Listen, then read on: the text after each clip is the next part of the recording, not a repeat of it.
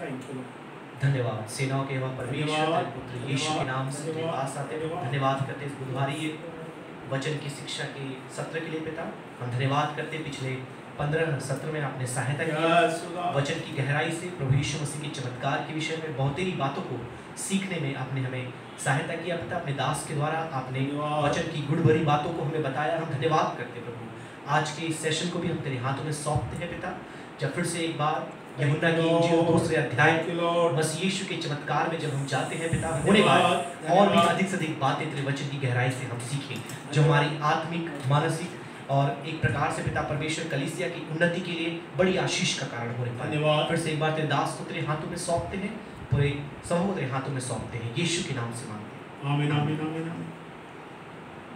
We welcome you to our midweek Bible study on miracles performed by Jesus Christ. हमारे सप्ताह के मध्य में जो बुधवार को होती है प्रभु यीशु मसीह के चमत्कारों के ऊपर जो शिक्षा चल रही है उसके अगले सत्र में हम आपका स्वागत करते हैं। This is our 16th session on the miracles. और चमत्कारों के ऊपर ये हमारा 16वां सत्र है। We have already covered the place of the miracle from John chapter 2.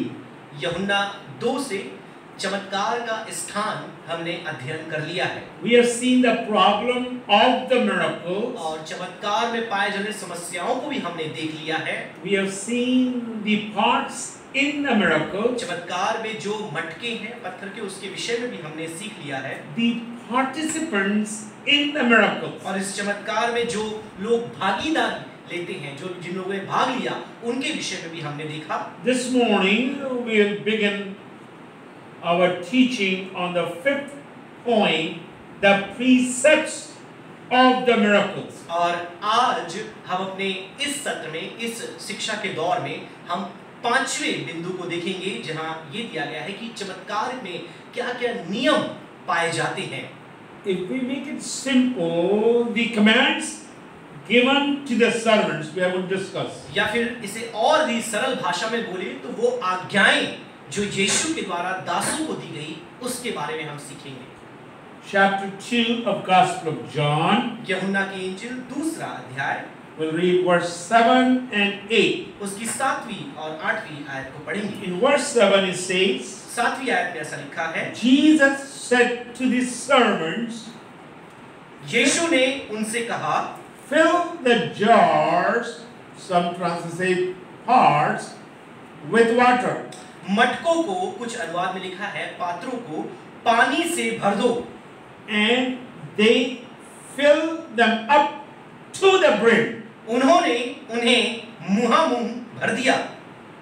And he said to them, और तब उसने उनसे कहा, now draw some out, अब निकाल कर draw some out, अब कुछ उसमें से बाहर निकाल कर and take it to the master of the feast. भोज के प्रधान के पास ले जाओ।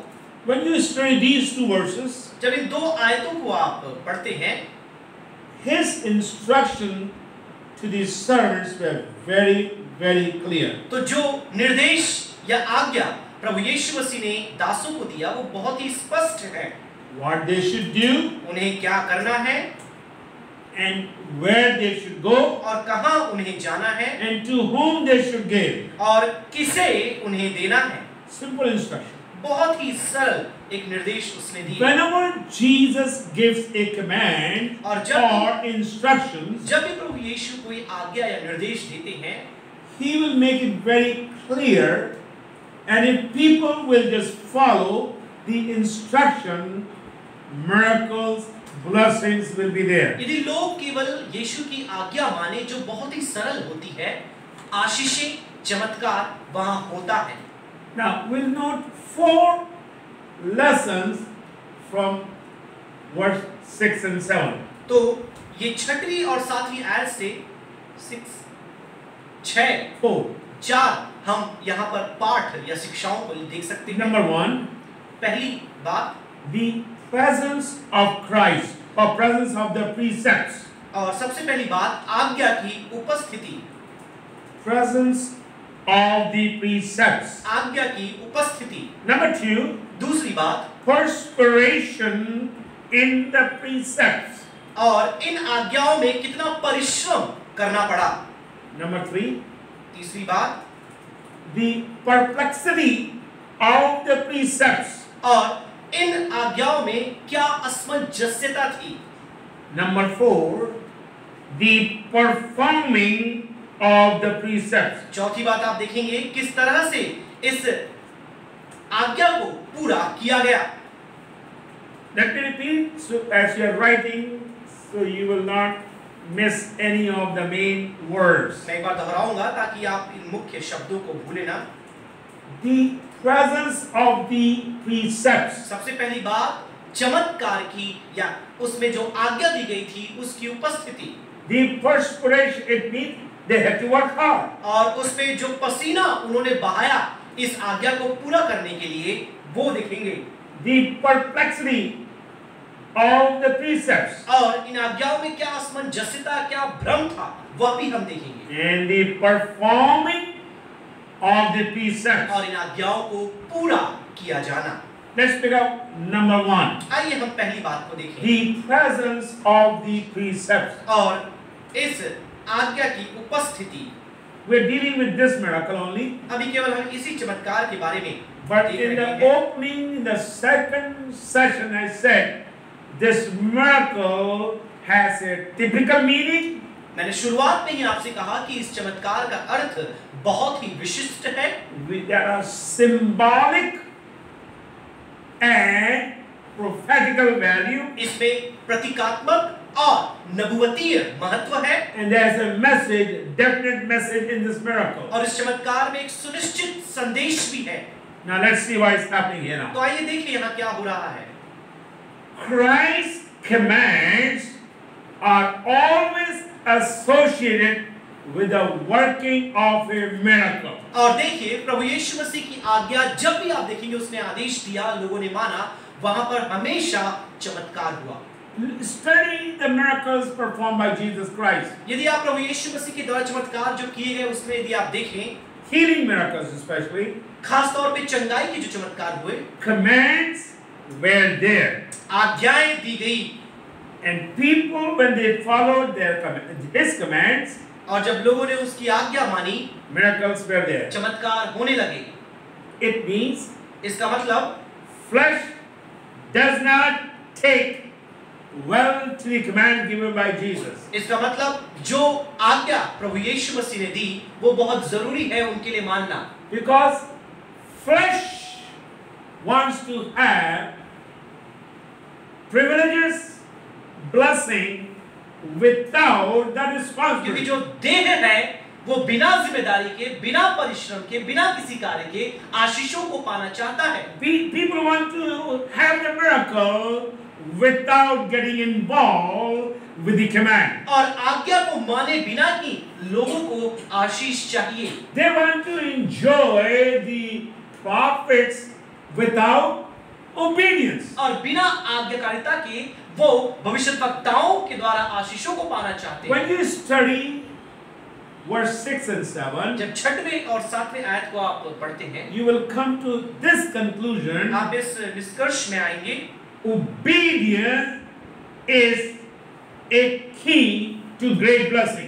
आप देखेंगे कि आज्ञाकारिता बड़ी आशीषों को पाने की कुंजी है। Now, let's make something out of this one. अब आइए यहाँ से हम कुछ और समझें From this statement, इस आज्ञाकारिता से। I said obedience is a great key to great blessing. और मैंने आपसे कहा कि आज्ञाकारिता बड़ी-बड़ी आशीषों को पाने के लिए कुंजी है। I'm a teacher, so I can change another word there. एक और शब्द बदल सकते हैं। Obedience is the master key for receiving your miracle or blessing. और आपकी आशीषों को पाने के लिए, चमत्कार को पाने के लिए आज्ञाकारिता एक मुख्य कुंजी है। If you are short of the blessing, यदि आपके जीवन में आशीषें कम हैं, it tells me you're short of obedient to his command. मुझे ये लगता है कि उसके आज्ञा के प्रति आप आज्ञाकारी नहीं हैं। The moment people are short of obedience, जिस घड़ी लोग परमेश्वर की आज्ञा को मानने से चूक जाते हैं, I can tell they will be short of the blessings of God. मैं ये समझ जाता हूँ कि वह परमेश्वर की आशीष को पाने से भी चूक गए हैं। So believers, विश्वासियों, improve your obedience so that you can have improved blessing in your life. विश्वासियों, आप अपनी आज्ञाकारिता को बढ़ाएं ताकि आप अपनी आशीषों को भी ज्यादा प्राप्त कर पाएं। Let me bring to the practical side of this miracle applying to our home situation. तो हमारी घरेलू परिस्थिति में हम इस चमत्कार को लागू करके देखते हैं, क्या हमें सीख मिलती है। Parents will tell something to their children. जो माता पिता है, पालक है, बच्चों को कुछ बातें बोलते हैं, They will give them instruction, उन्हें वो निर्देश देते हैं, or they tell their children do something, बच्चों से कुछ करने के लिए कहते हैं, and they take their own sweet time. अपने खुद का वो समय लेते हैं, अपने हिसाब Yes, से mom, करते I हैं, will do it, but let me do it later. और हाँ मैं करूँगा मम्मी या पिता, लेकिन बाद में करूँगा, अभी नहीं, Give me a little time. मुझे कुछ समय आप दे दें। Right there, they lost the blessing which was supposed to come upon their life. तो देखिए उनके ऊपर जो आशीष आने वाली है, वहीं पर वो आशीषों को रोक देते हैं। Their mind, their heart was not connected to the obedience. देखिए उनका मन, उनका दिमाग आज्ञाकारिता के प्रति समर्पित नहीं था। In the miracle, if you want to see the miracles and blessing, your heart, your mind, your soul has to be connected to the command so that you can have this special blessing. यदि आप विशेष आशीषों को पाना चाहते हैं, तो आप आज्ञा जब मानते हैं, आपका मन, आपका प्राण, आपका विचार, आपका हृदय उस आज्ञा को पूरा करने के लिए समर्पित होना Now चाहिए। let me take another example from book of Malachi. Malachi के नबी के पुस्तक से एक और उदाहरण मैं आपको देना चाहूंगा। So everyone knows chapter 3. सब जानते हैं तीसरा अध्याय। Many Christians, they come, they say, Pastor, pray, we want to have financial blessing. और देखिए बहुत से लोग आकर ये कहते हैं, पासवान आप प्रार्थना करें ताकि आर्थिक आशीष हमारे ऊपर आ जाए। Yes, financial blessing will be there. हाँ, आर्थिक आशीषें होंगी, But there's a command. लेकिन उसके पीछे आज्ञा भी है। If you don't follow the command, blessing will not come. यदि आप आज्ञा पूरा न करें तो आशीष नहीं आएगी। Bring all your tithes and offering to the house. अपने पूरे दान दशमांश आप भवन में ले आओ। I want to read that one. मैं ये पढ़ना चाहूंगा आपके लिए। Book of Malachi. मलाकी नबी की पुस्तक। Bring the full tithe into the storehouse. यहाँ पर लिखा है कि पूरे दशमांश भवन में ले आओ। And that's the command. ये एक आज्ञा है, That there may be food in my house. ताकि मेरे भवन में भोजन वस्तु रहे। And what is the blessing? आपको पता है फिर आशीषें क्या है? I will open the windows of heaven for you and pour down for you a blessing until, underline the word, until there is no more need. आगे लिखा है, और सेनाओं का यहोवा यह कहता है कि ऐसा करके मुझे परखो कि मैं आकाश के झरोखे तुम्हारे लिए खोल कर तुम पर अपरंपार आशीष की वर्षा करता हूँ। I will rebuke the devourer for you. और मैं तुम्हारे लिए स्वर्ग के अपरंपार आशीषों की वर्षा करूंगा, So that it will not destroy the fruits of your soil. ताकि आपके जो भूमि है, मिट्टी की उपज है, उसको वो नष्ट ना करने पाए। Now, that's a command to follow. अब देखिए एक आज्ञा है मानने के लिए। When you follow that command, जब उस आज्ञा को आप पूरा करेंगे, blessing will be there. आशीषें रहेंगी। If you are short of financial blessing, यदि आर्थिक आशीषें आपके जीवन में कम है, check your tithing. आप अपने दान दशमांश को जांचें। I can show you from our own personal life and lives of our many believers of PCG-TRC. हमारे खुद के जीवन से, PCG-TRC के लोगों के जीवन से कई उदाहरण मैं आपको दे सकता हूँ। They are 100% tithers, वह 100% दशमांश देते हैं, and many blessings are coming upon them. और बहुत सी आशीषें उनके ऊपर आती है। Again, let me repeat. मैं एक बार फिर दोहराना चाहूंगा, Improve your obedience, then you will improve your blessing. आप अपने आज्ञाकारिता में उन्नति करें, तरक्की करें, आप अपनी आशीषों में भी उन्नति करेंगे, तरक्की करेंगे। Let's take the second. आइए हम दूसरे बिंदु को लें। The perspiration in the precepts. और उस आज्ञा को पूरा करने में कितना परिश्रम इन्होंने किया। What was the command? आप बताइए क्या आदेश था? Yep, now, what was the command of Jesus to the servants? आप बताइए दासों को यीशु ने क्या आदेश दिया? Fill the water pots with water. और इन मटकों को मुहामुह पानी से भर दो। And we have seen in the beginning there were 6 stone water pots. और हमने देखा शुरुआत में कि 6 पत्थर के मटके वहां रखे थे। And I told you मैंने आपसे कहा approximately 150 gallons of water. लगभग 150 गैलन उसमें पानी समाता होगा। It was not the bucket like we have to get the water from the well. और ये ऐसे बाल्टी जैसा नहीं था जिससे हम कुएं से पानी निकालते हैं। But they used to carry a pail made of leather which can take anywhere from 2 to 3 gallons of water. और वो एक प्रकार का चमड़े से बना हुआ एक थैला समान कुछ पात्र रखते थे जिसमें 2 से 3 गैलन पानी समाता था। So just take it, pail can take 3 gallons of water. मान लीजिए एक उस चमड़े के पात्र में 3 गैलन पानी आता है। And I don't know how many servants were there. और आप देखिए कितने वहां पर दास थे मुझे नहीं मालूम। But I know there were more than one because he said, Jesus told to these servants. यहाँ पर लिखा है कि यीशु ने दासों से कहा। So it's more than one.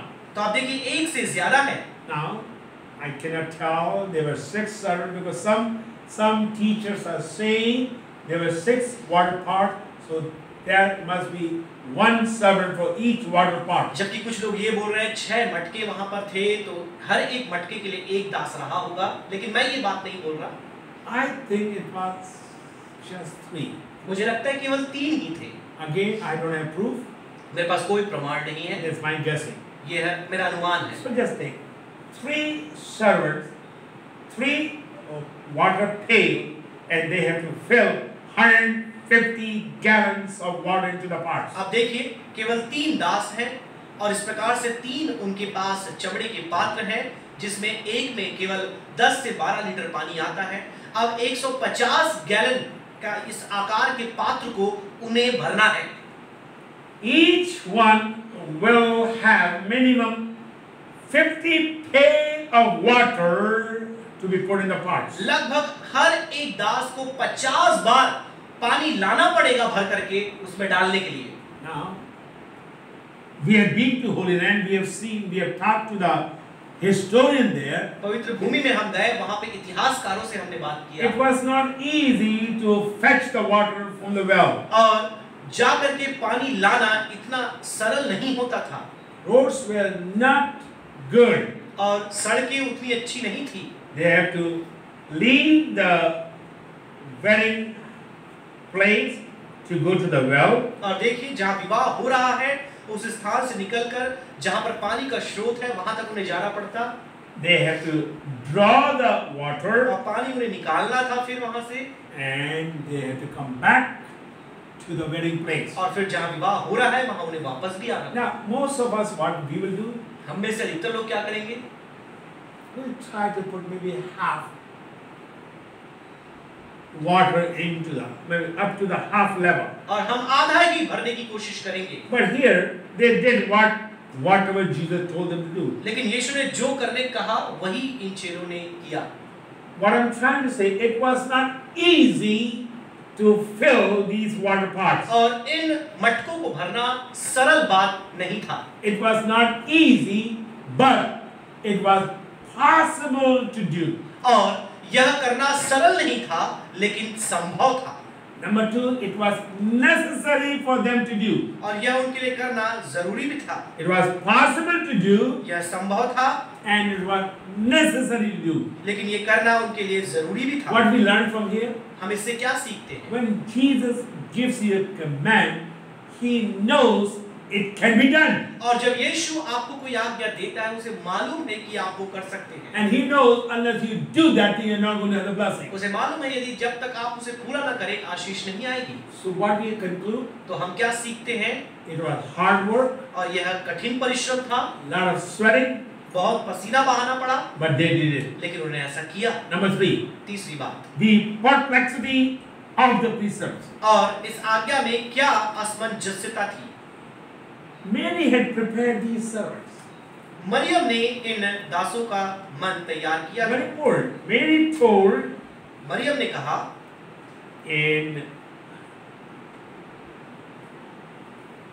in verse 5, पांचवी आयत में देखें, his mother said to the servant, do whatever he tells you. उसकी माता ने सेवकों से कहा, जो कुछ वह तुमसे कहे वही करो। So she already prepared the servant. अब देखिए, उन्होंने दासों का मन पहले ही तैयार कर लिया था। What was the need or lack in the wedding? विवाह में किस बात की आवश्यकता थी या कमी थी? Wine. दाखरस। They don't need the water there. उनको पानी की आवश्यकता नहीं है। So already she put something into the mind of the servant. Whatever he said, you must do it. इसलिए उनके मन में उसने ऐसे बात को डाल दिया कि जो भी वो करने को कहे तुम वो करना। Because the logic will say they don't have water problem, they have wine problem. क्योंकि तर्क इस बात को बोलेगा कि उनके पास पानी की समस्या नहीं लेकिन दाखरस की समस्या है।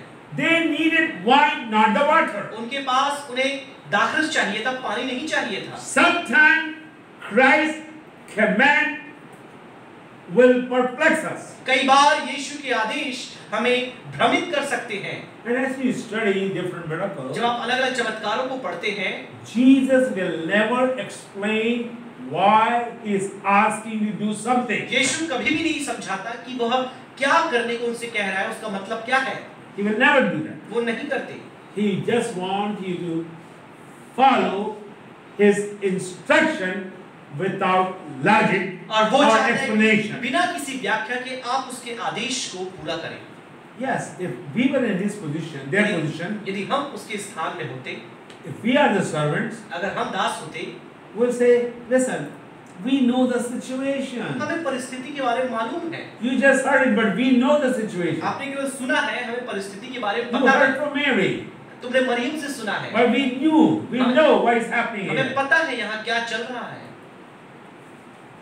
Jesus, Yeshu, you just need wine here, nothing else. तुझे केवल यहाँ दाखरस की जरूरत हमें देना है और कुछ नहीं। We don't have any powder here to add into these water pots. और यहाँ पर पानी की मशकों में और कोई पानी या कोई पाउडर, कोई द्रव्य हमें नहीं मिलाना। Nothing. कुछ भी नहीं। And you are asking a big thing to bring water and put it here. और इतना मेहनत का काम बोल रहे हैं कि पानी वहाँ से लाकर इस पे डालें।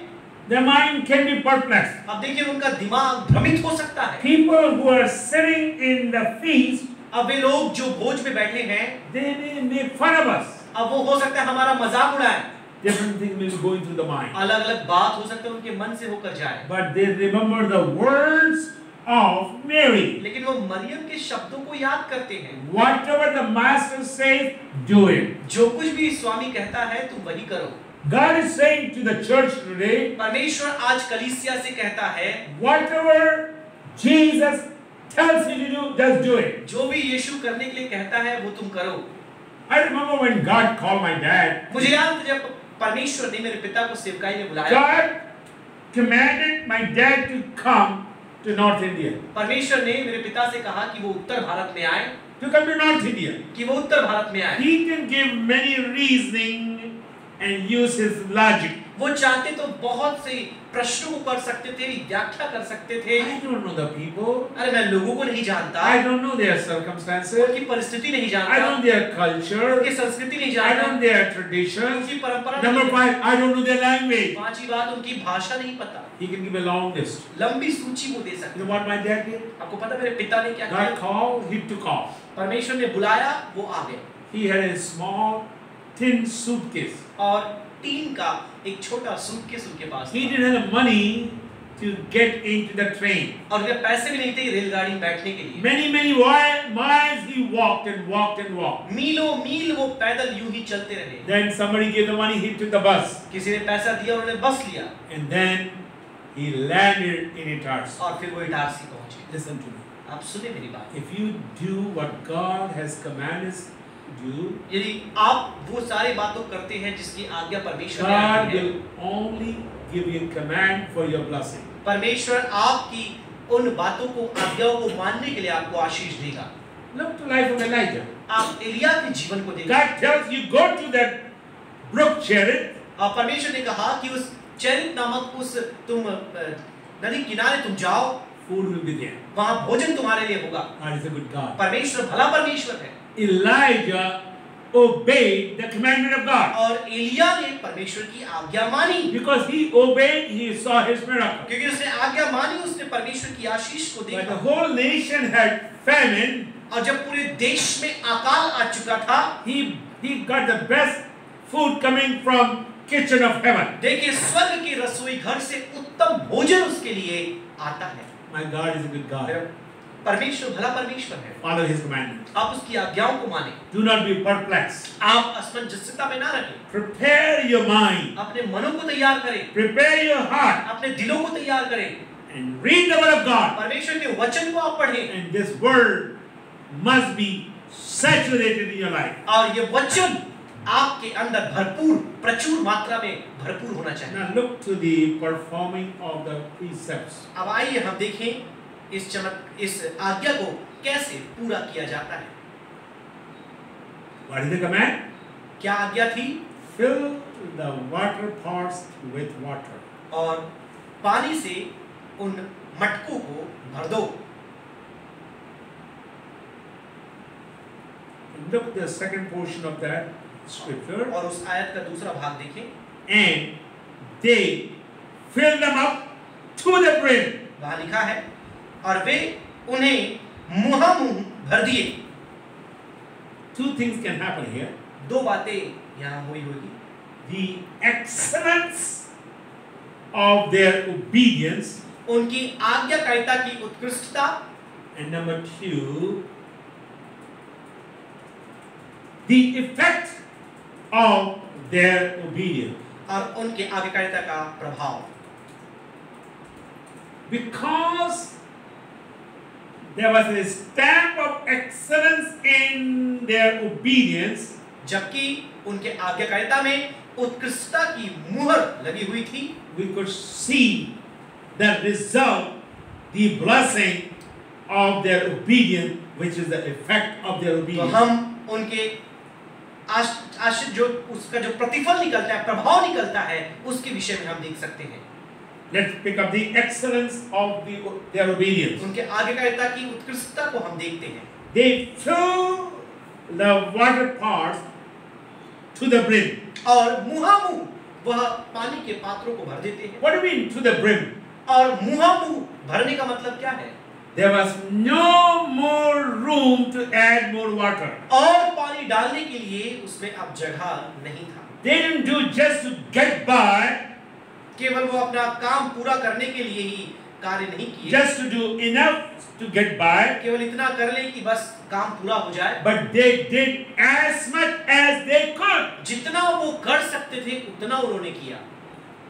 Excellent attitude there. उत्कृष्ट स्वभाव हम यहाँ पर देखते हैं। Sometimes we do just because our pastor had asked us to do something, we'll do just enough to get by. कई बार अरे पासवान ने करने को कहा है, चलो कर देते हैं, ऐसा सोचकर करते हैं। So when I see this miracle, तो जब मैं इस चमत्कार को देखता हूँ, I learned there must be a full, sincere dedication to Christ. मैं ये सीखता हूँ कि मसीह के प्रति एक गंभीर उनके पास समर्पण था। One scripture comes to mind from Psalm. भजन से एक आयत मेरे मन में आता है। It says, "Open your mouth and I will fill it up." तुम अपना मुख खोल दो और मैं उसे भर दूंगा। Now, I can open maybe 1/8 of an inch. और मैं चाहूं तो 1 इंच का 8वां भाग अपना मुंह खोल सकता but I हूं, can open up big. और मैं चाहूं तो बड़ा मुंह भी खोल सकता हूं। I have a message, big mouth, big blessing. और एक संदेश है, बड़ा मुंह बड़ी आशीष। Here, they want, because Jesus has commanded, they said, "Oh, we want to do everything we have in our power. We will just fill it up to अब the देखिए, brim." जबकि यीशु ने आज्ञा दिया है, हम जो चाहे वो कर सकते हैं। I can come up with a statement here, अब यहाँ पर एक वाक्य हम कह सकते हैं, and you pay attention. और आप ध्यान दें। The brimful obedience will bring brimful blessing. और मुहामुह भरी हुई बात मुहामुह भरी हुई आशीष लेकर आती है। Now, brimful obedience is not easy. और मुहामुह भरना सरल बात नहीं है। Brimful obedience is not for lazy person. और मुहामुह भरकर आज्ञा मानना आलसी व्यक्ति नहीं कर सकता। When you say, "I want to become brimful obedient servant," और जब आप बोलते हैं, मैं पूरा मुहामुह भरकर आज्ञाकारी सेवक बनना चाहता हूँ, listen to me now. आप ध्यान से मेरी बात सुनिए। There are 7 things are required to become brimful obedient servant. 7 बातें हैं यदि आप मानना चाहते हैं कि मुहामुह भरा हुआ मैं कैसे परमेश्वर का दास बन पाऊं। Number 1, सबसे पहली बात, there must be great enthusiasm. आपके अंदर एक बहुत ही ज्यादा जुनून होना चाहिए। Number 2, दूसरी बात, sincere love. एक बहुत ही खरा प्रेम होना चाहिए। Number 3, तीसरी बात, excitement. आपके अंदर उत्तेजना होनी चाहिए। Number 4, चौथी बात, passion. आपके अंदर जुनून होना चाहिए। And number 5, पांचवी बात, great energy. आपके अंदर बहुत ज्यादा ऊर्जा होनी चाहिए। I'm going to add, there must be a great loyalty. आपके अंदर ईमानदारी होनी चाहिए। And number 7, सातवीं बात, there must be a zeal. आपके अंदर एक उत्साह होना चाहिए। Now there's a difference between excitement and zeal. और उत्साह और जुनून के बीच में फर्क होता है। Now, look now. अब आप देखिए, Big assignment, एक बहुत ही बड़ा कार्य उन्हें सौंपा गया, big task, एक बहुत ही बड़ी जिम्मेदारी उन्हें दी गई, big risk is involved. और बड़े-बड़े जोखिम उसमें हैं। But when you know this is the command of God, लेकिन जब आप जानते हैं कि परमेश्वर की आज्ञा है, there will be great zeal and enthusiasm. आपके अंदर बहुत ज्यादा जुनून और एक उत्साह होगा। Then when you are excited for something, जब किसी बात के लिए आप उत्साहित होते हैं, you will put everything to finish that project. आप अपना सब कुछ लगा देंगे उस कार्य को पूरा करने के लिए। I remember our children, हमारे बच्चों के बारे में हमें ये बात याद आती when we है, give them assignment, जब हम उन्हें कोई कार्य देते, we tell them, you know, this is your project, this is your baby, take care of this baby. हम उन्हें बोलते हैं कि यह तुम्हारा कार्य है, ये तुम्हारा उद्देश्य है, तुम्हें ये करना है। You know what? I've seen they will work 8-9 hours, sometimes whole night, because they got excited to do the commandment which I gave to them. और आज्ञा पूरी करने के लिए जो मैंने उन्हें दिया है, वो इतने उत्साहित हो जाते हैं, कई बार 8-9 घंटे या पूरी रात भी परिश्रम करते हैं। My wife, when she was doing her MDiv, मेरी पत्नी जब वो अपने MDiv की पढ़ाई कर रही थी, she had to do lots of assignment. बहुत से उन्हें गृह कार्य करने थे। She may sit in one place for 9 to 10 hours to finish her assignment. अपने असाइनमेंट को पूरा करने के लिए एक स्थान से 8 से 9 घंटे वो बैठकर पढ़ाई करती है। What made her to do that thing? अब बताइए किस बात ने उन्हें वह अध्ययन करने के लिए She had excitement to finish her assignment to get her MDiv degree. उनके अंदर एक उत्साह था कि अपनी MDiv की पढ़ाई पूरी करने के लिए वो ऐसा कर रही थी। These servants were really excited. और ये जो दास थे बहुत ही उत्साहित थे। They can say, yes, I'm done. 3/4 what is done, we are tired. और 3-4 हमने अपना काम थोड़ा भर दिया, 1/3 भर दिया, हो गया। To fill all the way to the brim, they had the energy. और इन दासों के अंदर एक ऊर्जा थी, उसे पूरा मुंह भरने के लिए। And see their loyalty. और उनकी ईमानदारी को देखें। They can just take off. Oh, it is too much work. वो केवल ये नहीं बोले कि अरे बहुत काम है, अब और कितना करें। They were loyal वह ईमानदार थे to do the work given by Jesus Christ. जो आज्ञा यीशु ने दिया उसे पूरा करने के लिए प्रति वो ईमानदार थे। Believers, विश्वासियों, if you want to see the miracle blessing in your home, be completely dedicated to Jesus यदि Christ. आप अपने घर में आशीषों को देखना चाहते हैं, आप यीशु के प्रति पहले समर्पित हो जाएं। My dad wants to learn Hindi when he came to Itarsi. मेरे पिता जब इटारसी में आए वो हिंदी सीखना चाहते थे। 8 to 10 hours he will read Hindi Bible. 8-10 घंटे वो हिंदी बाइबल पढ़ते थे। He was excited to study the language. वह भाषा को सीखने के लिए बहुत ही उत्साहित थे। My dad used to give testimony and pray in Norwegian language. और वो नॉर्वेजियन भाषा में वह अपनी गवाही देते और प्रार्थना करते थे। The first Bible my dad had, the Urdu Bible. और सबसे पहला बाइबल जो मेरे पिता के पास था वो उर्दू का बाइबल था। Listen to me. He had a desire which made him excited and gave enthusiasm to learn something. उनके अंदर ये जुनून था, ये इच्छा थी जिसके कारण उनके अंदर एक उत्साह जाग गया कि इन सारी बातों को वो सीखे। Yes, servants know they will be scorned and criticized. हाँ, उन्हें मालूम था कि परमेश्वर दास जो है जो भी वो करें उनकी आलोचना होगी, उन्हें प्रश्न किया जाएगा। They know they will call these servants fanatic and lunatic. और पता था कि इन दासों को लोग पागल कहेंगे, संगी कहेंगे। That's okay.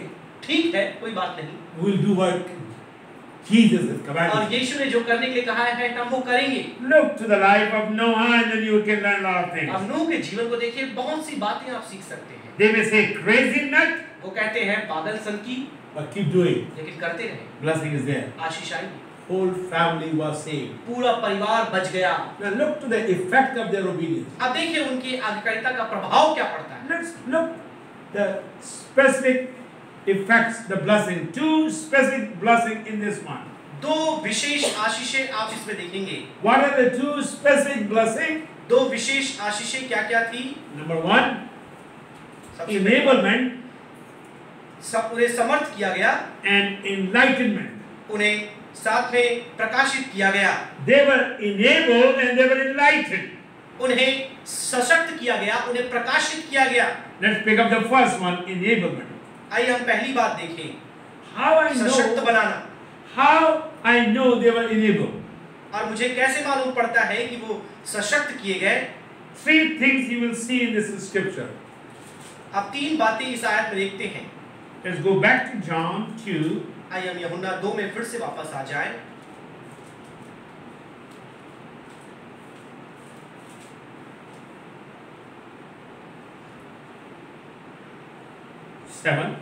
सातवीं आयत पढ़ेंगे। यीशु ने उनसे कहा, मटकों में पानी भर दो। उन्होंने उन्हें मुंह भर दिया। तब उसने उनसे कहा, अब निकाल कर भोज के प्रधान के पास ले जाओ। Three things. तीन बातें आप यहाँ पर देखेंगे। Number one, पहली बात, fill the water. पानी भर दो। Number two, दूसरी बात, draw out. पानी बाहर निकालो। Number three, तीसरी बात, take it to the governor. और इस भोज के प्रधान के पास लेकर जाओ। Now follow me now. अब ध्यान से आप मुझे सुनें। Three commands were given. तीन आज्ञा उन्हें दी गई। If you follow the first command, यदि आप पहली आज्ञा को मानेंगे, it will be very easy to the second and the third. तो आपके लिए दूसरी और तीसरी करना बहुत ही सरल हो जाएगा। Very simple. बहुत ही सरल हो जाएगा। If you follow the first command, यदि आप पहली आज्ञा को मानेंगे, second, third, fourth, fifth will be very easy. दूसरा, तीसरा, चौथा बहुत ही सरल हो जाएगा। You can see they obeyed the first command. आप देखते हैं उन्होंने पहली आज्ञा को मान लिया, So it was easy for them to follow the second command. तो उनके लिए दूसरी आज्ञा मानना सरल हो गया। Now, they have not seen the miracle अब before. देखिए, अब तक उन्होंने ये चमत्कार पहले नहीं देखा This is था। the first miracle. यह पहला चमत्कार है। Now Jesus said, draw out. अब यीशु ने उनसे कहा कि अब पानी निकालो। One translation, draw some out. और एक अनुवाद में लिखा है कि कुछ पानी बाहर निकालो। There was enablement. अब देखिए वहां They were enabled to do certain things because they were obedient. और जबकि वे आज्ञाकारी थे, कुछ बातें करने के लिए उन्हें समर्थ बनाया गया, उन्हें सक्षम बनाया गया। Now go to verse 9. 9वीं आयत में आ जाएं। There we'll see the enlightenment. आप यहाँ पर देखेंगे उन पर प्रकाश डाला जाता है, उन्हें ज्ञान दिया जाता है। Verse 9.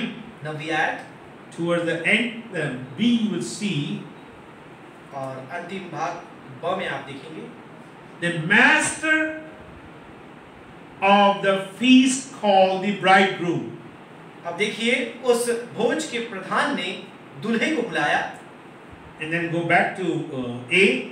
और फिर 8 में वापस आए। When the master of the feast tasted the water now became wine, he did not know where it came from.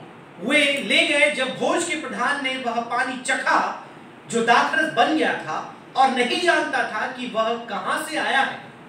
But who knew? लेकिन किसको मालूम था? Servants. दासों को मालूम था। Servant knew. Because governor never knew what was happening outside with the one part. क्योंकि भोज के प्रधान को ये नहीं मालूम कि बाहर के मटकों में क्या चल रहा है। Servants follow the command. अब देखिए दासों ने आज्ञा मानी। They took some water out वह पानी निकाले and then they gave to the master. और उन्होंने इस भोज के प्रधान को दे दिया। So you can see, आप यहाँ देखेंगे governor did not realize it. अब प्रधान जो वहां पर था उसे पता नहीं चला कि क्या हो रहा है। But people who are obedient had the knowledge. लेकिन जो जिन्हें मालूम था, जो दास थे, जो आज्ञाकारी बने, उन्हें अब मालूम चल जाता है। We have learned obedience is the key of blessing. और मैंने कहा कि आज्ञाकारिता आशीषों की कुंजी है।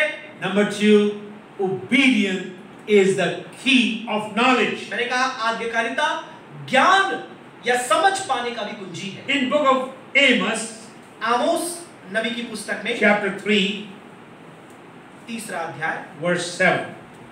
आमोस 3 का 7 पढ़ें। Surely the Lord God will do nothing, but he revealeth his secret unto his obedient servants.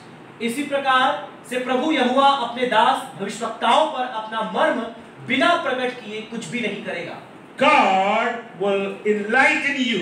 और परमेश्वर आपको ज्ञान देगा, समझ देगा। It's not for everyone. यह सबके लिए नहीं होगा। In English Bible says, secret is revealed unto his obedient servant. उसके आज्ञाकारी दासों के प्रति ही उसका रहस्य प्रकट होता है। Governor didn't know, अब प्रधान को नहीं मालूम था, but servants knew what is happening. लेकिन दासों को मालूम था क्या हो रहा है।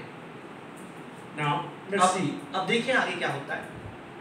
The number 6, the praise for the miracle. We have seen the fifth, the precept. हमने 5वां देख लिया जो कि आज्ञा थी। Now we just 6वां देखेंगे the praise for the miracle. इस चमत्कार के लिए जो स्तुति, जो प्रशंसा होती है उसके बारे में। Now look, the wine which was tasted by the governor, and he comes and tells, this is superb.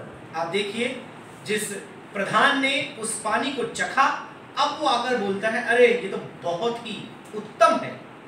Now, you have to know what are the responsibility of a governor in a marriage feast. अब आपको ये जानना है कि एक भोज की जब सभा होती है, वहां पर भोज होता है, उसके प्रधान की क्या-क्या जिम्मेदारी होती है। Governors were appointed and assigned to oversee and superintend the occasion. और देखिए एक प्रधान की ये जिम्मेदारी होती है कि सारी बातों की देखरेख करे और अपने निगरानी में हर एक काम को कराए। So let us take 3 things from this one. आइए हम 3 बातें यहाँ से लेते हैं।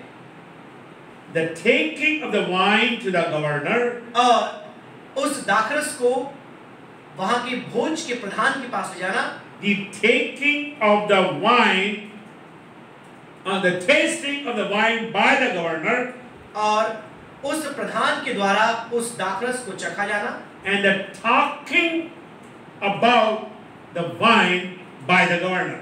और उस दाखरस के बारे में उस प्रधान के द्वारा बात किया जाना, It's all is in this one now. ये सारी बातें इसी में हैं, आप देख सकते हैं। Let's see the talking of the wine to the governor. आइए हम देखें कि किस प्रकार से इस दाखरस को उस भोज के प्रधान के पास ले जाया जाता है। Taking the wine. कैसे इस दाखरस को उसके पास लेकर जाया जाता है। Jesus commanded them to go to the master. और आप देखिए यीशु ने आदेश दिया कि इसे स्वामी के पास लेकर जाओ। To the ruler. और उस प्रधान के पास लेकर जाओ। To the manager. और उस प्रबंधक के पास लेकर जाओ। To the superintendent. और उस निर्देश रखने वाले, निगरानी रखने वाले के पास लेकर जाओ। Because the governor is responsible for seeing the guest, number one. और वह जिम्मेदार है कि मेहमानों की देखरेख करे। The guests were adequately wined. आप देखिए वहां पर जो मेहमान थे वह योग्य थे जिसके ऊपर सारी चीजों को ध्यान रखा जाए।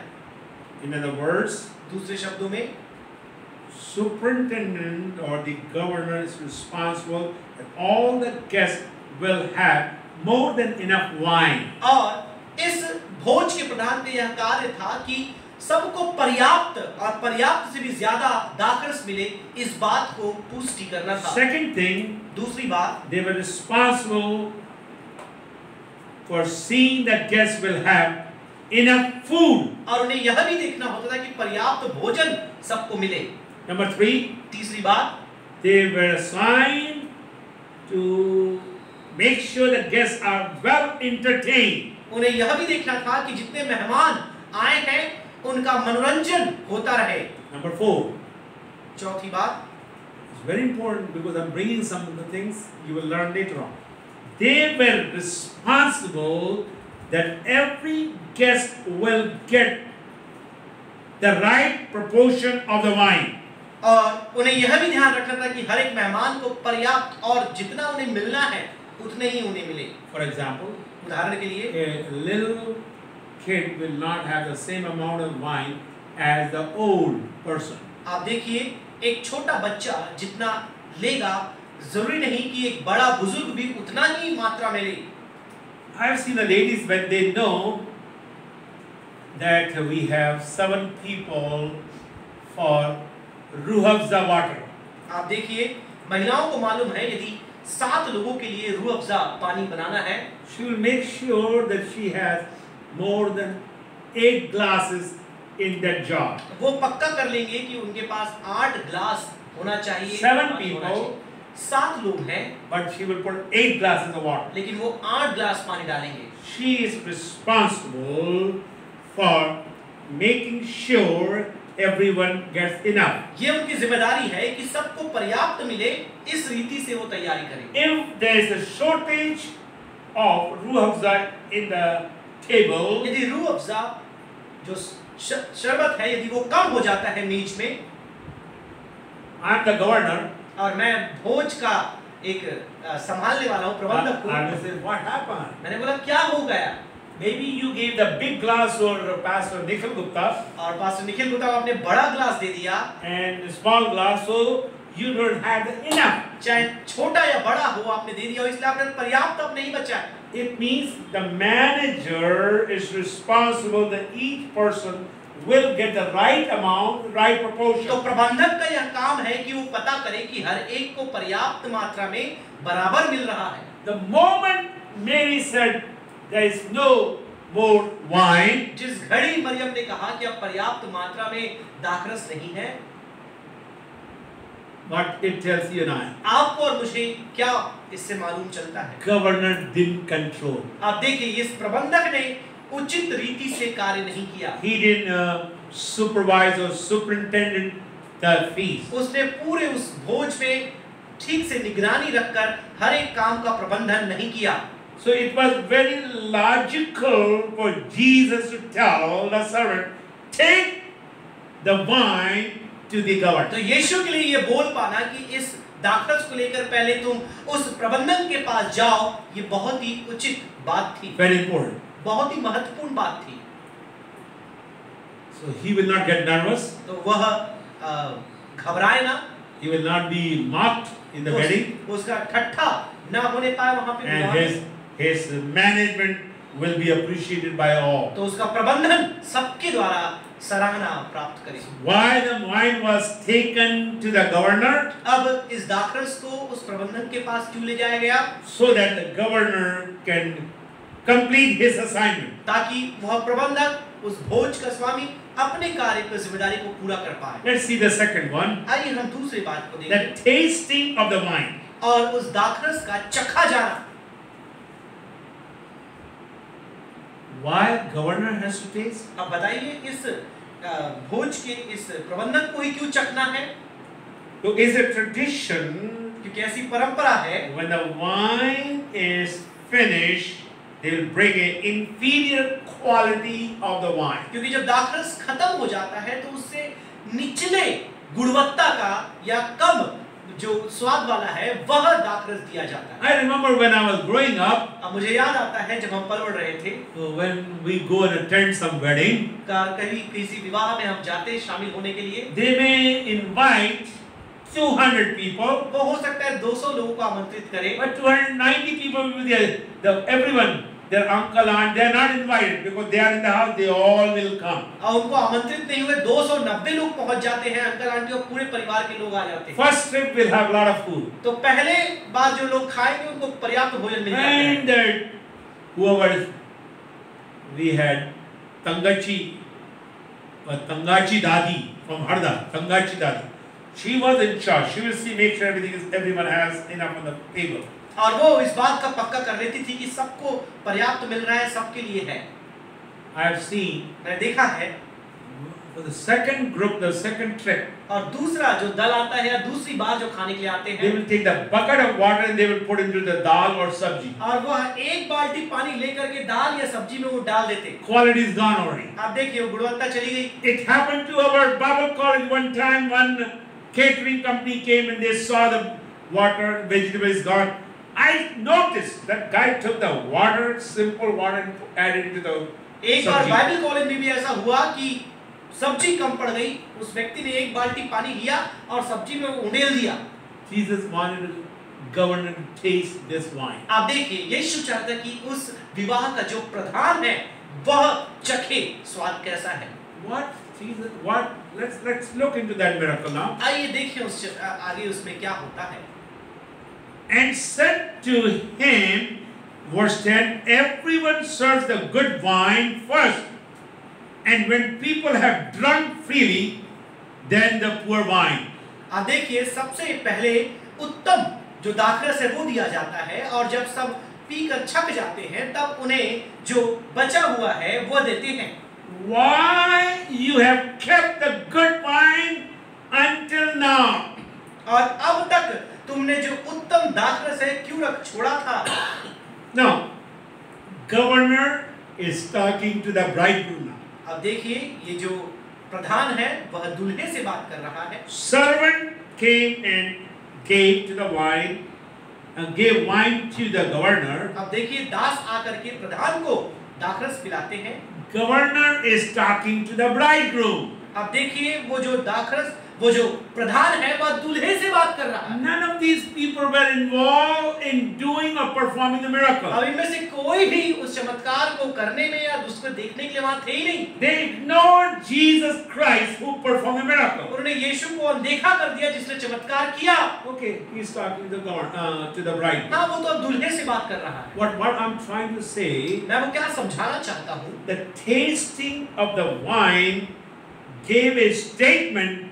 This is superb. आप देखिए उस दाखरस को चखने वाला यह सूचना देता है कि यह सर्वोत्तम है। He didn't just smell it, उसने केवल उसे ना ही सूंघा, but he tasted. लेकिन उसने स्वाद भी चखा। Listen to me, believers. विश्वासियों आप मेरी बात सुने।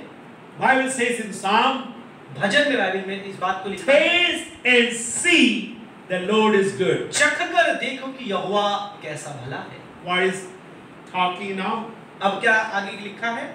Talking और about the wine. और दाखरस के बारे में वो क्या बोलता है? He's giving good report. और वो एक भली खबर देता है। He's giving an excellent report. वह एक उत्तम खबर देता है। Whenever God does something, people will have only good testimony, good report. जब कभी परमेश्वर कुछ करता है, लोग हमेशा अच्छी गवाही और अच्छी खबर ही देते हैं। It says in Gospel, सुसमाचार में ऐसा लिखा है, after a miracle, एक चमत्कार के पश्चात, we have never seen this kind of miracle before. हमने ऐसा चिन्ह चमत्कार पहले कभी नहीं देखा। So there is a report always. तो हमेशा एक खबर भी आती है। And this is a good report. यह अच्छी खबर है। And when I will bring the biblical message, the gospel message, I'm going to give you 6 messages from this. Not now. You will learn God has a purpose for everything He does. और मैं 6-7 आपको ऐसे उद्देश्य बताऊंगा कि हर एक काम जो परमेश्वर करता है, उसके पीछे उसका उद्देश्य होता है। When God gives you, जब परमेश्वर आपको देता है, He gives you more than enough. वो आपको पर्याप्त से भी ज्यादा देता Bible है। says He daily. Oh, I like this psalm. मुझे बहुत पसंद है ये बात जहाँ लिखा है। It says He daily loaded us with blessings. वह प्रतिदिन हमें आशीषों से मढ़ता है, भरता है। 150 gallons of wine.